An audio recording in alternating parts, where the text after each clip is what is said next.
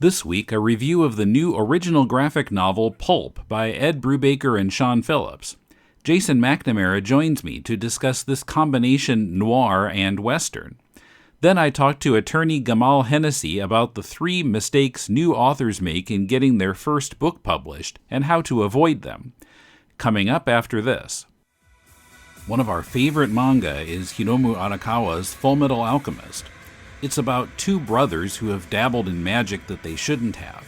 They've paid the price and are looking for a way to undo the damage. It's a story with magic and political intrigue set in a vaguely steampunky world. Patrick, a maker and scholar of comics who you've heard on Deconstructing Comics, joins me in this podcast that can be available with your support via Patreon. If you want to hear our analysis of Fullmetal Alchemist in our podcast called The Law of Equivalent Exchange, pledge today at patreon.com/deconcomics. This is Tim. This is Jason. And this is Deconstructing Comics.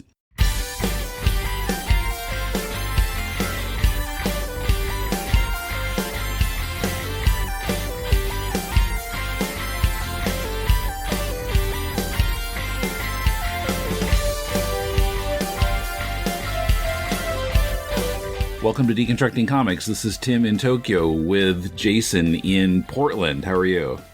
I'm excellent, Tim. How are you? Okay. I should clarify Portland, Oregon. There are other Portlands. Well, when you're talking comic books, there's just Portland, Oregon.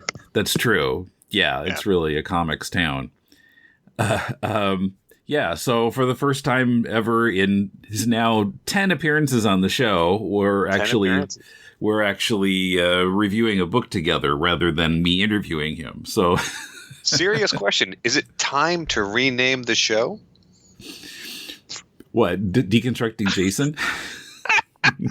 You don't want to do that. That's there's not enough hand sanitizer in the world. No, but I'm glad we're in the double digits, Tim. It's 2020. Yeah, I'm excited. Flipping the scoreboard here. So we decided to talk about the new original graphic novel from Ed Brubaker and Sean Phillips called Pulp. And it was kind of weird reading this because, I don't know, I think I just out of habit started expecting like a collection of 6 issues and to be that length. And it's only 76 pages. Like, what? Oh, it's finished. It's its own thing. But here's the thing. A book like this wouldn't have the same power if you cut it into thirds, if it was chopped up. And just as I'm thinking about it, I never finished The Fade Out by this same team. Even though I loved it, it was a serialized version of something, a similar time and place and noir-esque story. And it's harder to absorb this, to create this sort of atmosphere, this effect of reading this book in smaller chunks. So, but, a 76-page book is a good-sized book. You can finish it in an hour. And I feel like it's just enough. I'm a real big fan, actually, of this format. I'm a fan of the creators in general. I'm looking at my bookshelf now, and I see Fatale and Incognito and some of the criminal books. I've probably missed a few Brubaker books, only because he's so prolific. And I'm so poor. Yeah. What was the one in like Old Hollywood? I read that one. That was The Fade Out, I believe. And I didn't finish it, and I should go back and finish it. Yeah, okay. I also really enjoyed Kill or Be Killed. That one I read in issue form. Yeah, so, I mean, Brubaker and Phillips are kind of a genre at this point. I'm so envious. First of all, I'm really glad that Brubaker and Phillips get to do this. They get to manage their careers in this way. I mean, these are through Image, which is another way of saying they're essentially self-publishing these books themselves. They are their own enterprise, and they can do the books they want to do. And they stay together as a team, and they bring out the best in each other. So not only is this how I want to absorb comics, this is how I want comics to be presented to me as a reader. It's also how I want to make comics. I feel like if COVID is going to do anything, it's going to break our habits of the issue as a format. And price-wise, I don't find it's the best value, $4 for 20 pages of comic, even though I know that's what it costs to make it and produce it, I think you want to sit down and you want to marinate in the world. And if you're not reading superheroes, which I think lends itself to these short, sort of jumpy little explosions of adventure, something like Pulp, something that's more independent, I want to sit down and I want to spend time in that world. With Batman, I could pop in for 20 pages. I get it. I'll see you next week or next month. I love this model. I want to produce this model. I want to read this model. I think this is a great way to make and read comic books. Yeah, so you said you had written up a little summary of the story. Yes. Yeah, because I wanted to put it in my head, like, how would you explain this? Because Brubaker and Phillips do a lot of work in this genre. If you like Brubaker and Phillips, you sort of know the tone that you're going to get. But it's 1939, and Max Winters is the pulp author of The Red River Kid. Max wants to give his character a happy ending down in Mexico, but his editor refuses. But what his editor and readers don't realize is that Max was actually once the Red Rock Kid, a real outlaw, and that his stories are sprinkled with facts from his own life of crime. Max is nearing the end of his years and hoping to give at least a fictional version of himself a happy ending. But we've all read Brubaker before, and we know that's probably not coming. Yeah. With Nazism creeping across the Atlantic and infesting New York City, Max is reminded of the cattle barons that destroyed his own life. When a former Pinkerton who pursued him in his previous career discovers the Red River Kid stories, he braces Max for one last job, stealing from the Nazis. So one of the things I love, and forgive me, I wrote that like 10 minutes ago, but I love sort of like, how would you explain this to someone? Because it is so good, but it is, in some ways, it sounds fantastical, right? In today's modern world, you would never say, okay, if Jason was writing all these stories and the stuff he actually did, I would be found out in 30 seconds.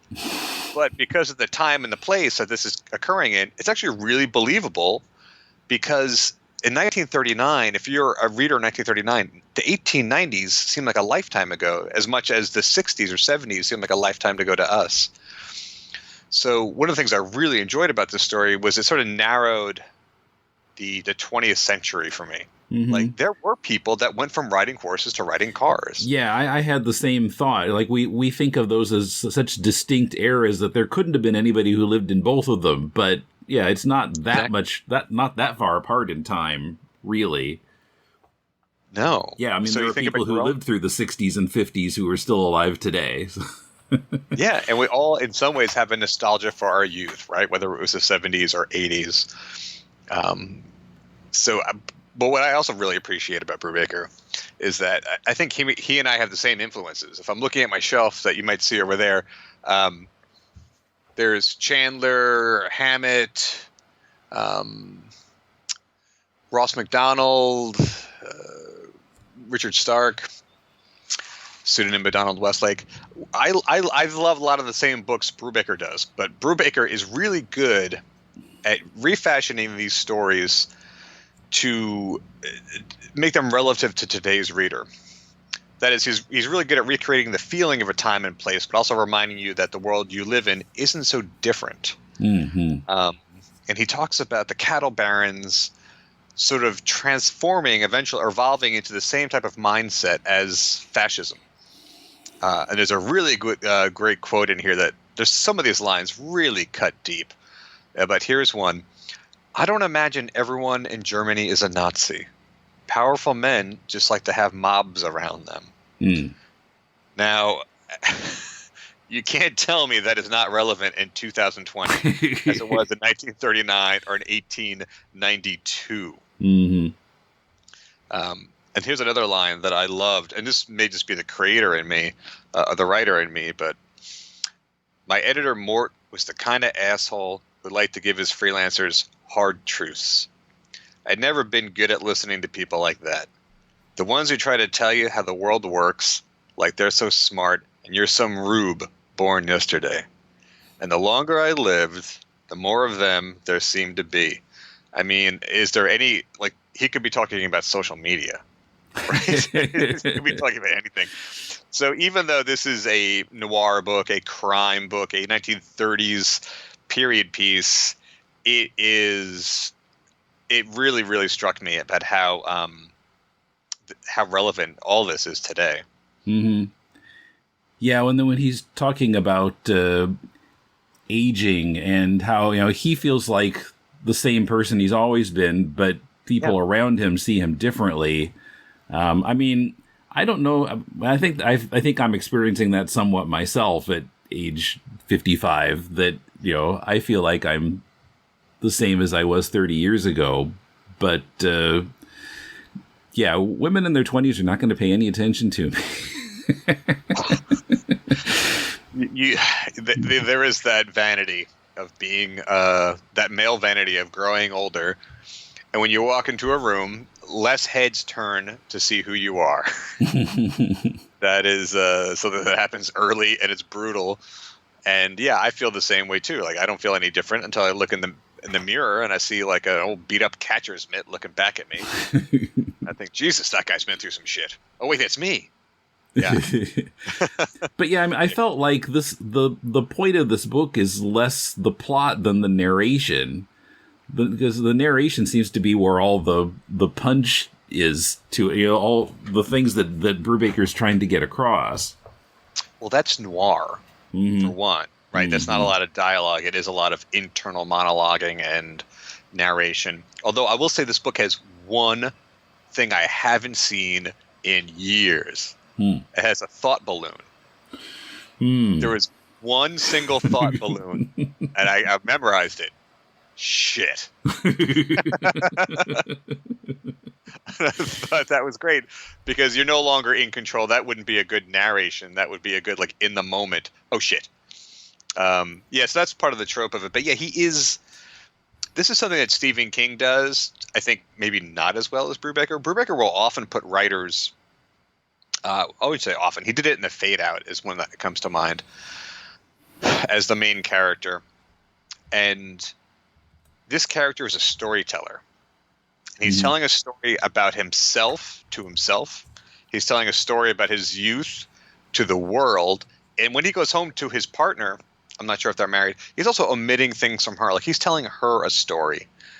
Everything is a story to him, and he knows that his is coming to an end, and he's looking back and trying to give even the fictional version of himself a happy ending. I think that's really, really, even if you're not a writer, we all tell ourselves a story about ourselves, right? No one thinks they're the villain. And there's although at the end he finally kind of admits that to himself. Yeah, he does. He takes all these different versions of himself and he merges them together, and that's how I ended up here. They all sort of come together in this great finale. And even though it's a, I guess, quote unquote small story, it does have that. I mean, that last page is darkly humorous. There are some darkly humorous parts of this book. You don't want to tell other people's jokes; they become less funny. Yeah. Brubaker knows when to take the foot off the gas and like have a little bit of fun. It just can't be dark, dark, dark, dark, dark. He does play with things a little bit. He's good at that. And noir always had a sly sense of humor, not laugh out loud humor, but the darkness. You can't be at 10 forever. You have to give people an 8 or 9, a 7, then to come back up. And there's a whole center part of his life that we really don't get to. The things that were really stronger than showing it, I think. Yeah, the things that were painful for him, he doesn't even tell us. We get the sense that he had a daughter, but we don't know what happened to her. There's a hint that it was influenza, but yeah, he talks about this when he partners up with the Pickard at the end. There's some things that men just don't talk about, and I think that is more powerful than actually talking about it. Right, yeah. I think if it was just kind of laid out, well, this happened, and my daughter died of the flu, and whatever, it has more power when we're not quite sure. He's not telling us.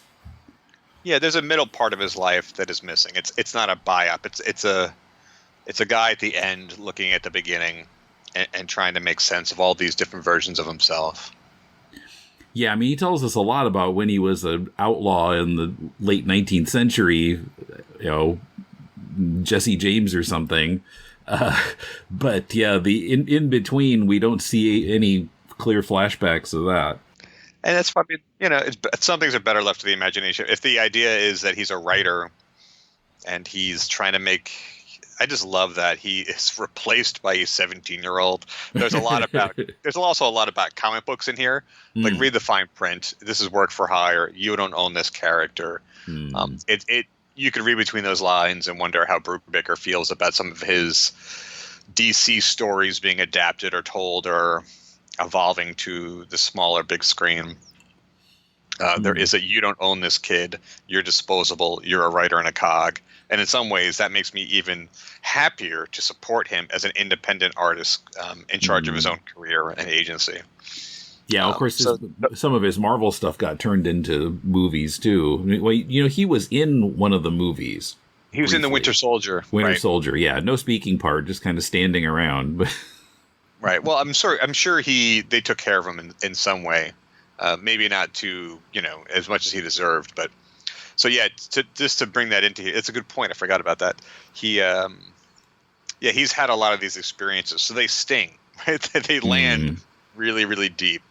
I want to talk about the coloring. Wowzers! I would have to go back to the front and be like, who colored this? Because you have three things going on. You have the 1892 flashbacks that are sort of like the flashbacks of the narration that he's written. So you have the coloring of the stories or the tales he's telling that are thinly disguised versions of himself. And then you have the real versions of himself in the past. You have the current of 1939. And then you have flashbacks within 1939 that the Pinkerton is narrating. And each of those gets a slightly different coloring take that I was really just blown away by. And a lot of the 1892 coloring, it's not so much a different palette but it's more like these swaths of colors that go beneath the line work. So it's illustrated the same way, but the coloring is like these I don't want to describe it poorly, but it's like the coloring just goes underneath the line work, and it tells you how to feel about the story as much as the wording does. I think it was really, really strong storytelling within the coloring specifically. Yeah, the colorist is Jacob Phillips. I don't know that name, but I don't either, and I could hazard a guess as to the relation, but I would probably get it wrong if you let me guess. But what I can say is it's clearly not nepotism because there's talent on every page. Like even the interior office scenes, like the coloring is great. I actually don't tell anyone, but I did take some screenshots of this to share with a student of mine that's working on a project as inspiration. Because it seems so simple, but it's really not. And it's done to really, it's all in service of the story. Looking at it now, and it's hard not to sit back and read it all over again. So in your mind, did you think the story needed to be longer? Because you said it's only 76 pages, and some of those are title pages. I mean, I started expecting a longer story just because that, I read the Fade Out, and, that was some number of issues. It was just sort of force of habit. But I remember I was reading the first part of this book, and I was thinking, is this going to be worth like 6 issues worth of material? Is this going to, because it didn't seem like it was that big of a story. So I think it was an appropriate length for the kind of story that it is. I didn't think it needed to be longer. It's just that my first impulse was to expect it to be longer. Right. It's 66 interior pages, which I think is great. Like you said, they could have extended this. I'm sure you could have gotten hundreds of pages out of this. The whole idea that he's telling stories in the past and in the present, you could have played that out a bit, having them be the reveal that they were true. I think in someone else's hands, this would have been bloated, but it stays on point, and it's really about this guy reconciling his selves, his past, his violence. And I think sometimes less is more. I never feel that Brubaker is not in control of the narrative. I always feel like I'm in really, really strong hands, and that this loop gets closed at the end. And it also gives you something to think about in terms of our modern life, right? It seems ridiculous as character that fascism could creep into America. Yet here it is, Tim. 2020, we have people lining up to share misinformation. There, I got political, right? People who say comic books should not be political, stay away from Pulp, because it is, without being overt or pandering. So really just masterful work from Brubaker and Phillips. And I would say this is their new book, but I think they've released something since then. Oh, really? Yeah, I think they have a book out this week or last week. I'm on the mailing list. I'm on Brubaker's mailing list, and I believe there is another book that has come out since. So I'm also just really, really happy that this model is working for them, and that I hope more publishers and more creators and more creative teams can stick together. I mean, I can't think of anyone else in the modern era that is doing work like this or has a partnership that is this productive and works so well. And I mean, I would love to have this type of relationship with Greg Hinkle. The difference between me and Brubaker is twofold. Brubaker has talent, and Brubaker sells books.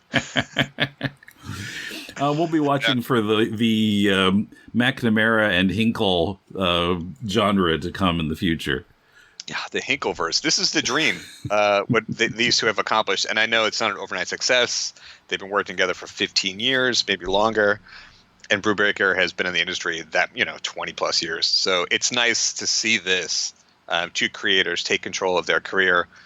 And, this wouldn't be someone's first book. This is this is what you get when creators stick together and form a partnership for this length of time.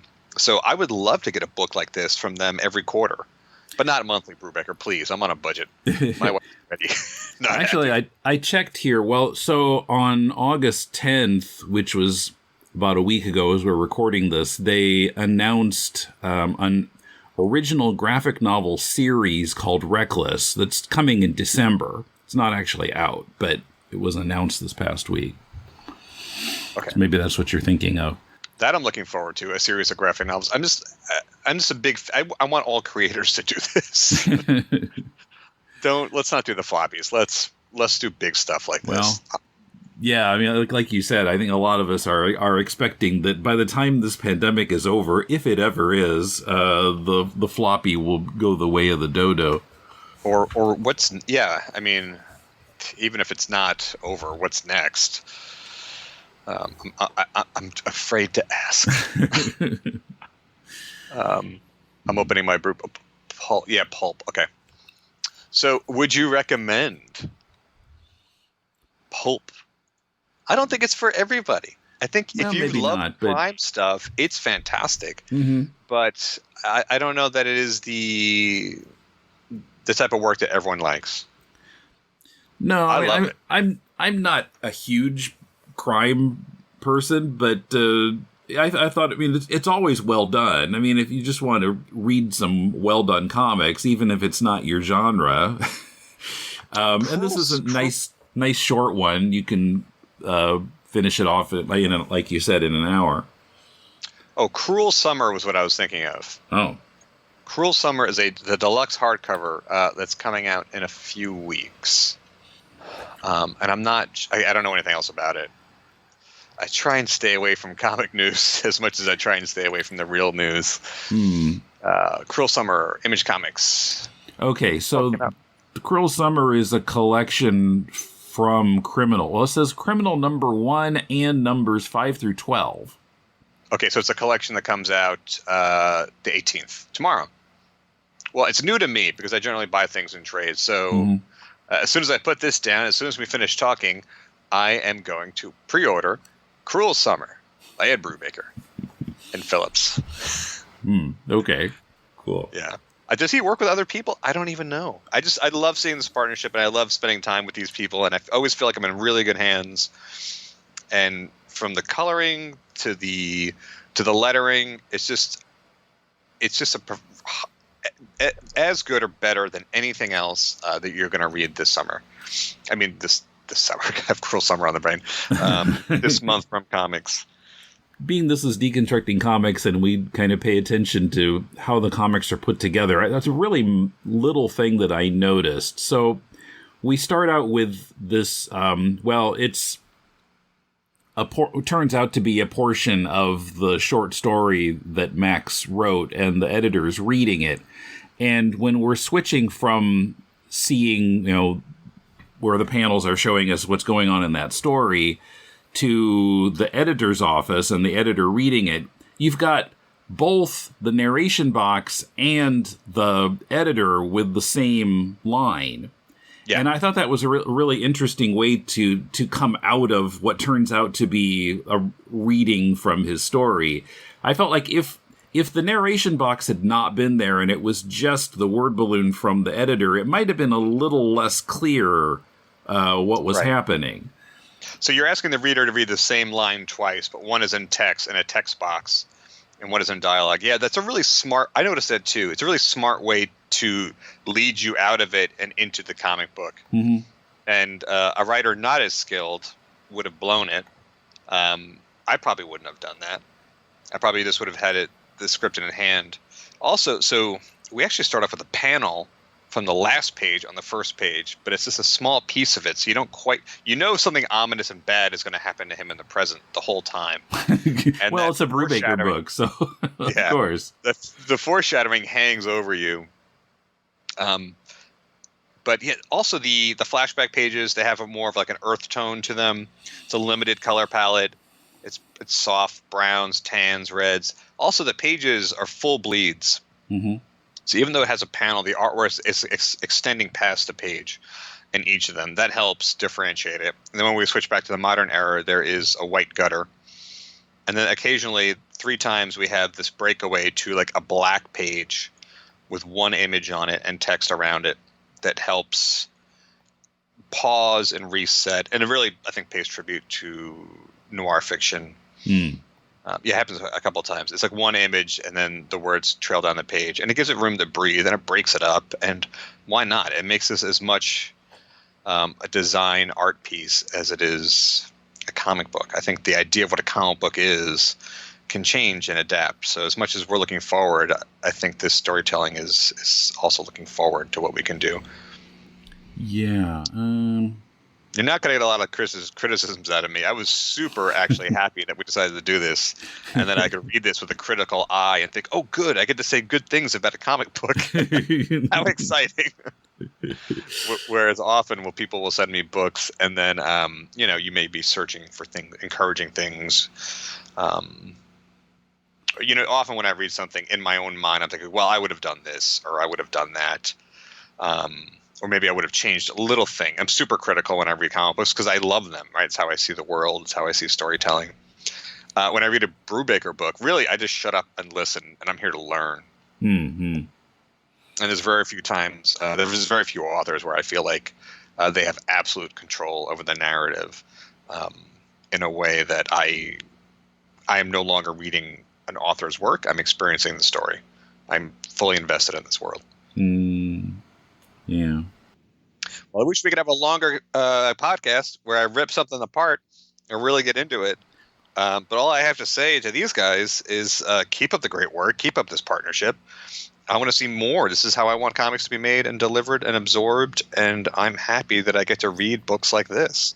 Do I think this book is for everyone? Probably not.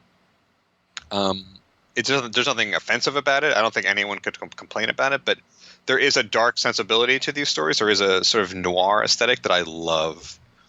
So to me, this is the McNamara sweet spot. Mm-hmm. This is, if I had, if I was a better writer, I would create works like this. You're not that bad. Don't put yourself down. I'm not that bad, but compared to Brubaker, I mean, I should be getting this guy coffee every day. Should be parked in his car. What most impresses me is I've read a lot of the same books that he has. I love a lot of the same works, and I've never been able to translate them like this to the page, to find a way that makes them both, creating that fully realized world in the past and finding things in the present to make it really, really pop. Just a phenomenal control of the narrative, pacing, and economy of storytelling. Mm-hmm. Colorist, wow. I want to see more of them also. So 3 great storytellers, a strong piece. It's not too long. It's not too short. It's just the perfect dose of a narrative, in my opinion. Yeah, it's a short story, and there's not much to complain about, so the podcast ends up being short. The same thing Mulele and I find when we do critiquing comics. Like, if, often there's a lot to point out to the creators, like, I wouldn't do this, and this is a problem, but when it's good, like, yeah, it's good. Next. Yeah. Just thank you. Yeah. Thank you. I see what you did. I appreciate it. I always want to like look behind and think like, okay, this is how they established the theme. This is how they did this. And really, this is, again, I want to see other creators make a commitment to each other and to the craft and stick together, because on their own, who knows if Brubaker could literally hire a different artist every time out. And I'm sure Sean Phillips has no shortage of employment opportunities, or commercial art opportunities. Mm-hmm. But two people, I have no idea what their partnership is like, and it's none of our business. But that they've stuck together and gone through this journey together produces work like this. This is not someone's second or third or fourth collaboration. This is someone's 10th, 12th collaboration. And they're firing on all cylinders. So I'm really excited to hear that they're doing more together, that this is going to be their business model going forward. Just high recommends for Brubaker, Phillips, and Pulp. Coming up, attorney Gamal Hennessy on the 3 mistakes new authors make in getting their first book published and how to avoid them, and about the state of the comics industry and his new book, The Business of Independent Comic Book Publishing. Coming up after this. When you watched Batman as a kid, you enjoyed the colorful heroes and villains, the text sound effects on the screen, the thrill of watching a heroic crime fighter escaping from death traps and taking down bad guys. But the show was devised to interest adults, too. What did you miss as a kid? Sexual innuendo. The penguin's too small for me. Closeted gay characters. I like that cape, Batman. Freudian death traps. Has the giant clam really swallowed Robin? Police incompetence. Bruce Wayne is a millionaire playboy. Hardly a secret identity for Batman. Whether you're a kid or an adult, there's something to like about our favorite Caped Crusader. Tim and Paul dig for the deeper meanings under the Batmania every other Thursday. What's the podcast's name? To the Batpoles. To the Batpoles. To the Batpoles. Okay, I'm talking with Gamal Hennessy. How are you doing? I'm doing pretty good, sir. How are you? All right. And you're in New York? Yes, New York City. Okay. So as I was just saying before we started recording, I had been looking and broadcasting on social media that I wanted somebody to talk about the state of the industry with, and Chad in Amsterdam, a recent guest on this show, suggested Gamal. And so I said, well, okay. And then I started doing research about what all he was involved in. So I found that you're at least 3 things. You have Creative Contract Consulting, or C3, law firm, law agency, and you're vice president of content at Global Comics, and also a novelist.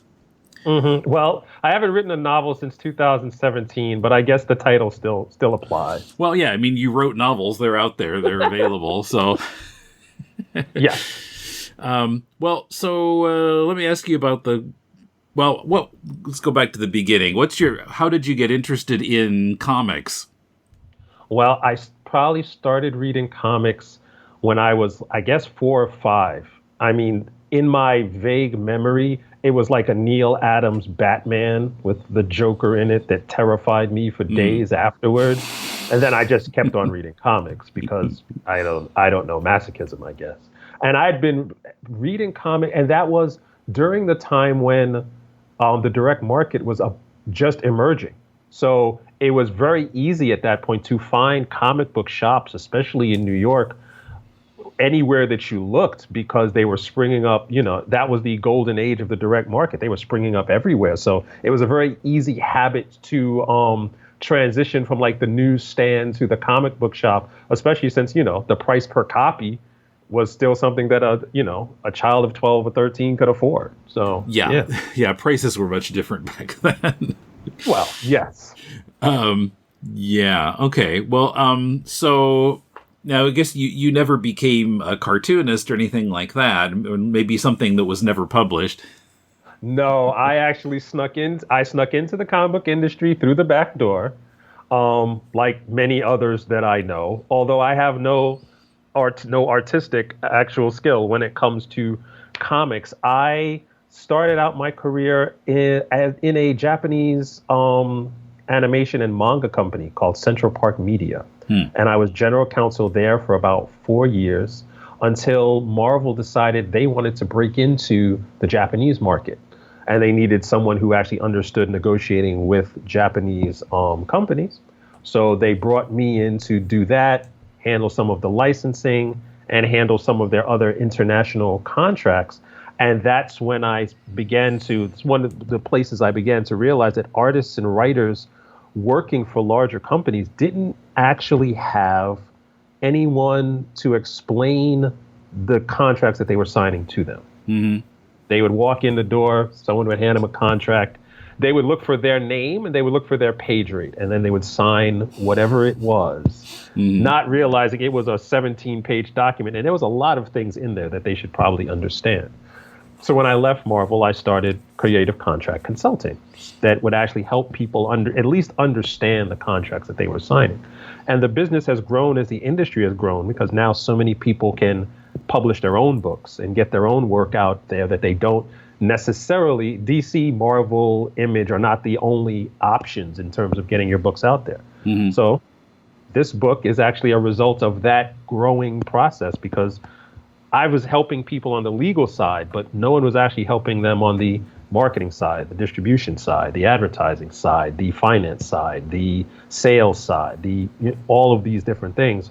So the book is an attempt to lay out the entire process for anyone interested in making their own comics, so that they know exactly what's going on in each step and how to actually make the choices in each step that give their comic the best chance to succeed.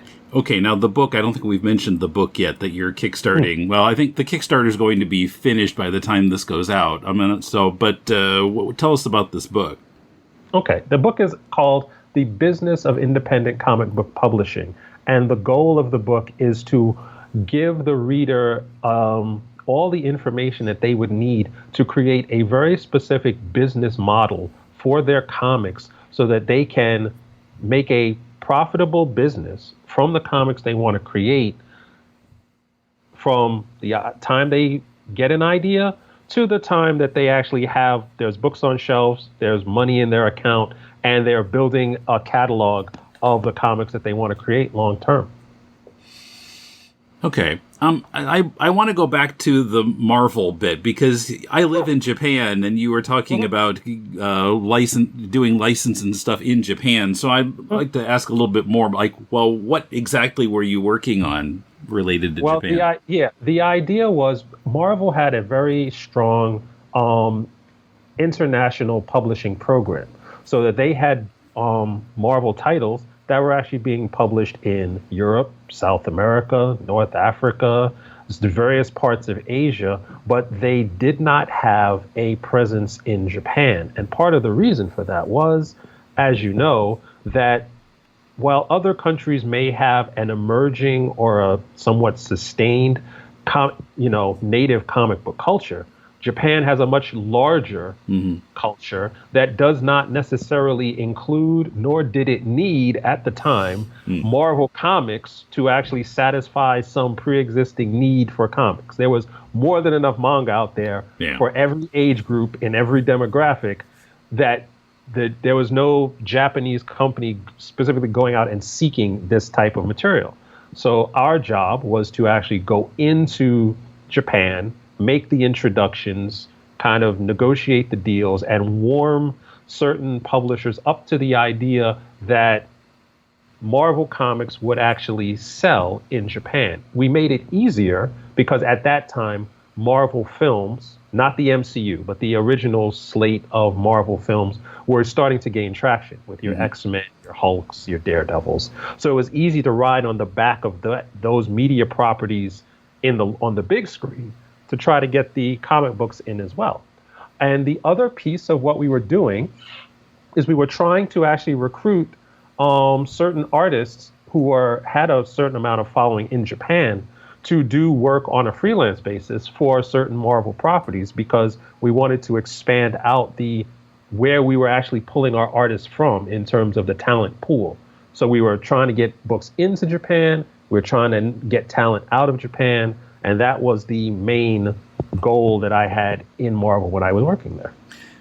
I wonder, that reminds me that, well, I think it was about that time, like mid-2000s, there was, I don't remember his name now, there was a Japanese artist who worked on X-Men for a while. Were you connected with that at all? I believe we actually brought in a slate of artists and colorists and inkers and stuff. And we gave that list to the editors because we had to figure out, well, who was represented by an agent, who was doing work independently, and who would be willing to work for Marvel. Once we compiled that list and got all that information, we then gave it to the editorial staff. The editorial staff figured out who they wanted to work on what book, and they took it from there. I may have done the contracts, but I don't remember names. That was, you're talking 2 decades ago. I have no idea who that was. Yeah, I just remember that the guy had a strange approach to drawing noses, but anyway. Okay, so yeah, I think in the history of this podcast, you're now the second lawyer that we've had on who has dealt with creator signing contracts and that kind of thing. And I guess. Well, so you were saying that they tend not to look at the contract very much, and your book is to encourage them to pay more attention, hire a lawyer,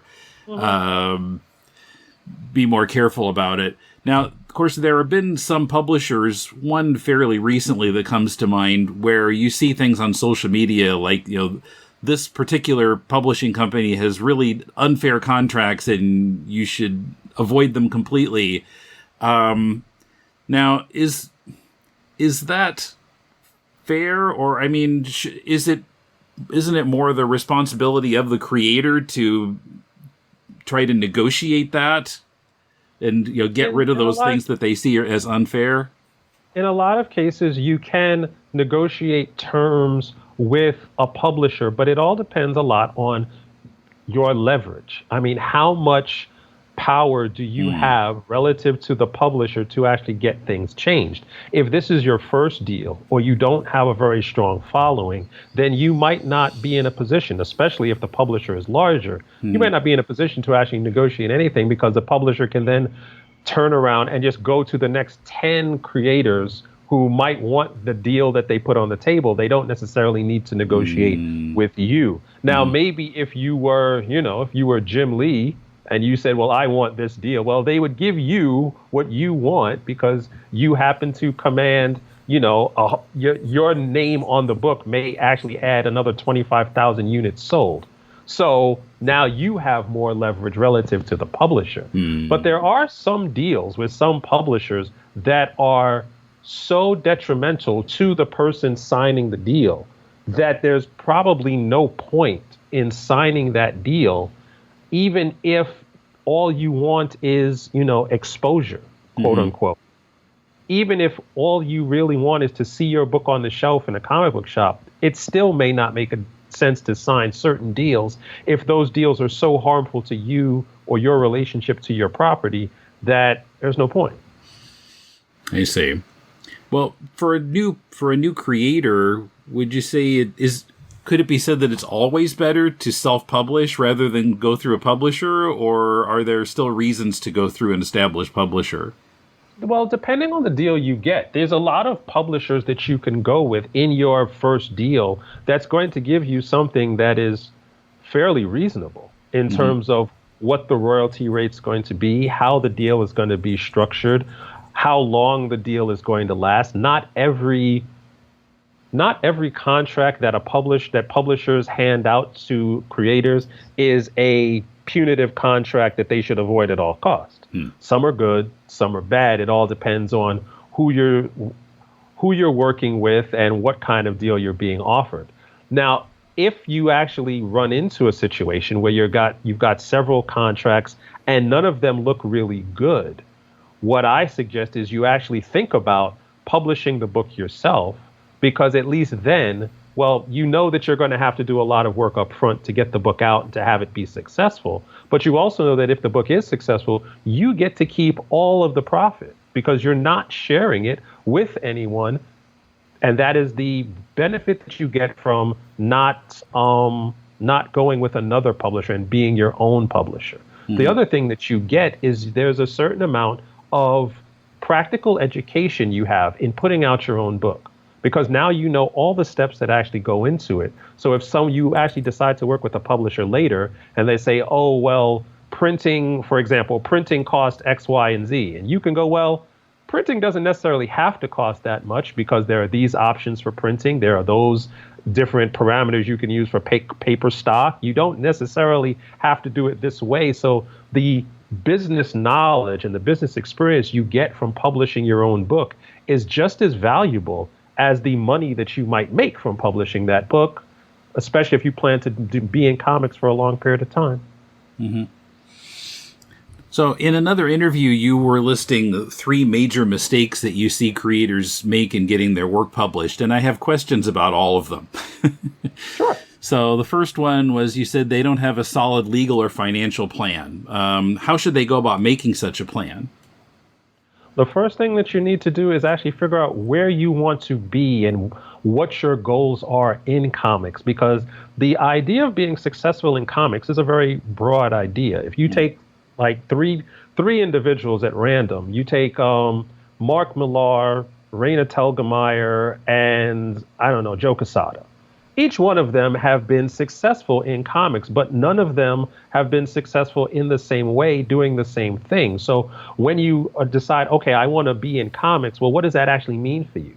Mm-hmm. Is it that you just want to see your book on the shelf next to your favorite comic? Because that's one level, there's one barometer of success. Do you want to actually, have a cameo in 15 movies consecutively over the period of 10 years? Well, that's another level of, so you have to do different things to get to those 2 different places. Once you're there, then you can figure out, well, how long is this going to take? How much is this going to cost? What is it that I'm going to need to get where I'm going?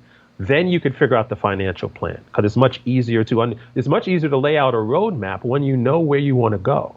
It's much easier to understand how to interpret a contract that is given to you, especially when your lawyer explains it to you, because then you know if it does or does not fit into your plan or what you want to do.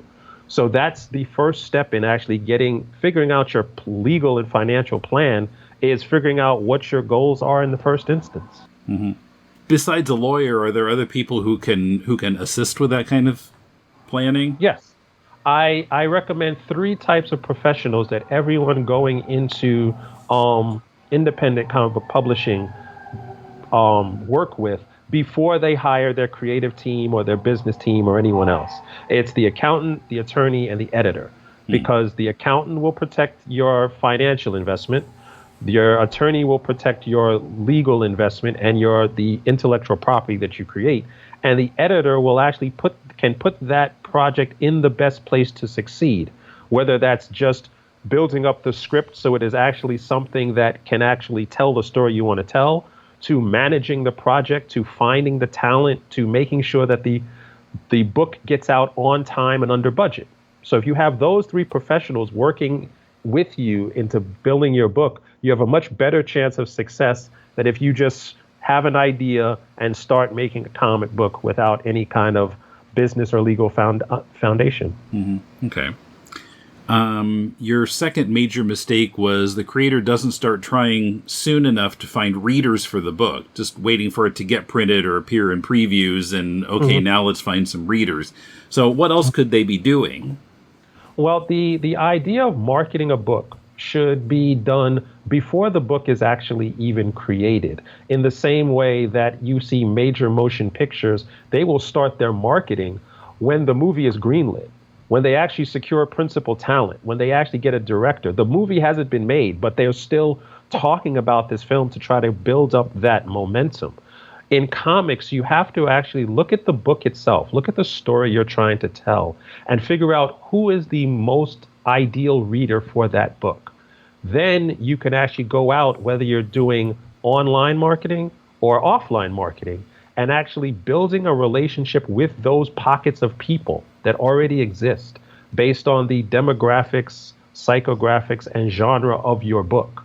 then you'll be able to build up a group of people that when your book does come out, they're eagerly anticipating its release in the same way people are eagerly anticipating a tentpole, summer blockbuster, because that anticipation has been built up over a year and a half, 2 years. Okay. And the third one was they don't try to attract readers outside the established comic readers who go to comic shops, and you noted it's a shrinking market. Now, of course, we've seen some changes in the industry just since the pandemic started, although they weren't necessarily all related to the pandemic. But it's made the single-issue comics business model look even shakier than it did before. So do you think single issues will be gone within 5 years? No, I don't think you're going to lose single issues in the same way we haven't lost, in terms of music, the music industry, we haven't lost vinyl. Vinyl is still around. It's just that fewer and fewer people are buying vinyl, but they're still making vinyl and it's still selling and people love their vinyl. I'm not suggesting you take vinyl away from those aficionados. I'm not suggesting we take single issues away from comic book readers. It's just we have to understand there's a specific group of people that read single issues.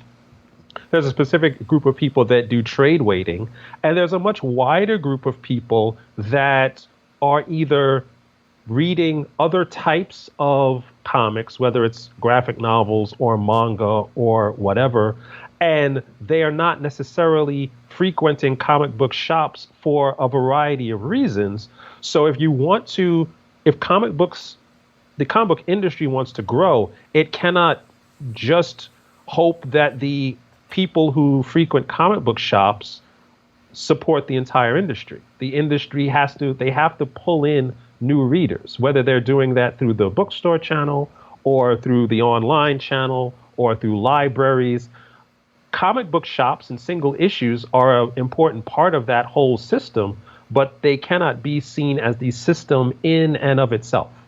We need more people to be reading comics. I actually believe everyone should be reading comics, but that's probably a little aggressive. Probably not going to get everybody, but that's fine. Right. Well, the people who are sort of ensconced in the traditional Marvel DC comics universe, a lot of us miss the fact that, Raina Telgemeier is a much better selling comics creator than anybody who currently works for Marvel or DC. There's this whole other universe. Yeah.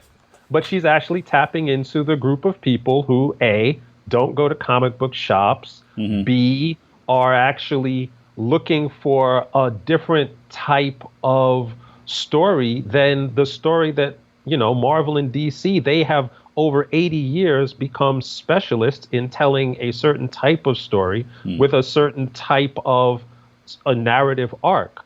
But in the same way that the film industry doesn't actually have only one genre of film, the comic book industry doesn't only have one genre of comic. So if the people who want to see John Wick may not want to see, Eat, Pray, Love. And they may be two different groups of people, and that's fine. So, I'm sure there's some overlap, but probably not very much. But the film industry knows that they have to cater to both sets of people. And as long as the comic book industry understands, they have to cater to a much wider group of people. In the same way the manga industry in Japan, they know that they have to have books for literally every topic that you might think of. And in the same way they do it in France and Mexico and a lot of other countries, the prominent genres of comics are much broader than they are here, only because of historical factors and because certain books actually do well because they are much easier to cross-promote and merchandise. So at the beginning, I mentioned that you're Vice President of Content at Global Comics with an X. What is Global Comics exactly?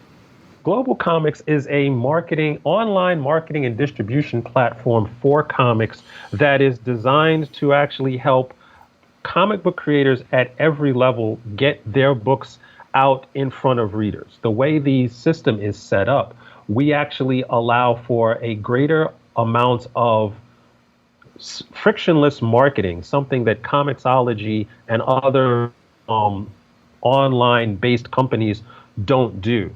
And we actually provide tools and education for comic creators and publishers that allow them to maximize the number of people who might be reading their comic to maximize their revenue. We actually sell, the comics are made available in a way, it's a web-based application at this point. So there's no need to download an app. There's no barriers to entry from people putting comics up online to actually driving readers to those comics. So I was brought into Global Comics to help major publishers because I have some contacts within the industry built up over the years. And because a lot of the people who were involved in the company, they understood the technology needed to provide the best platform for comics, but the particular vagrancies of the comic book industry was something that they weren't necessarily comfortable with. And because I was actually writing a book at the time about the specifics of the comic book industry, I bring the knowledge of the industry, they bring the knowledge of the actual technology and the platform, and we work together to try to help out comic book creators and publishers maximize their exposure and revenue. Okay. What comics are you reading these days? I actually just finished reading, this is amazing, Strange Planet, which is a collection of webcomics by Nathan Pyle. Okay. This is a 5-star book. I highly recommend this. I also went back and read the old, where is it? I'm reading this digitally, but I got it here. Alien Legion, fantastic classic sci-fi comic. What else was I reading recently? Oh, on my shelf to read is to go back and read the old House of X, Powers of 10. I read that. And yeah, those are the books that I've been reading recently. Okay. So your book you're kickstarting, The Business of Independent Comic Book Publishing, as I mentioned, this is going to come out after the Kickstarter is over, but will people still be able to get the book somehow?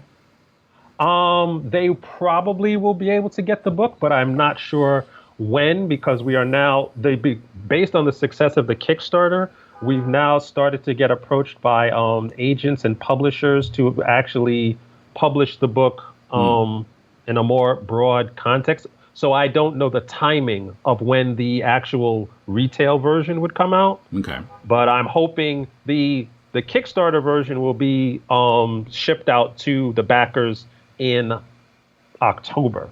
I'm not sure when the next version would be out, but hopefully it will be, in 2021, summer, fall 2021. Okay, cool. All right. Well, thanks very much for being on today. This was interesting. Fantastic. Thank you, sir. Check the show notes for links to Gamal's site and more. His Kickstarter for The Business of Independent Comic Book Publishing is just ending as this episode comes out. If you're listening to this on the morning of September 9th, 2020, U.S. time, check the link in the show notes and you might still have a chance to get on board. By the way, the Japanese artist I was thinking of who drew strange noses was Kia Asamiya, who was the artist on Uncanny X-Men 416 through 420, written by Chuck Austin. Want to support this podcast? You can help us out by joining us on Patreon at patreon.com/deconcomics. And go to deconstructingcomics.com to connect to us on Twitter, Facebook, or YouTube, to shop on Amazon to support the show, and to find links to subscribe to this podcast. Our theme is by J.B. Anderton. If you're looking for some constructive feedback on your comic, send it to us and Mulele and I will critique it on our spin-off podcast, Critiquing Comics. Send it to mail@deconstructingcomics.com. We'll read at least 30 pages of it and critique it on the show. This Saturday, our patrons at $4 and up will get our review of the Amazon Prime series The Boys, episodes 3 and 4. Mulele joins me to talk about this adaptation of Garth Ennis and Derek Robertson's comics series. Then next Wednesday on Deconstructing Comics, a look at a very obscure character, Kismet, the first Muslim superhero. In 1944, he appeared in all 4 issues of a series called Bomber Comics. Then the series was canceled and Kismet was forgotten, until a few years ago when the character was revived in stories by writer A. David Lewis. Lewis joins me next week to talk about the character and the revival, and then Will Weaver and I review the revival book, Kismet, Man of Fate. Till next week, this is Tim, and thanks for listening to Deconstructing Comics.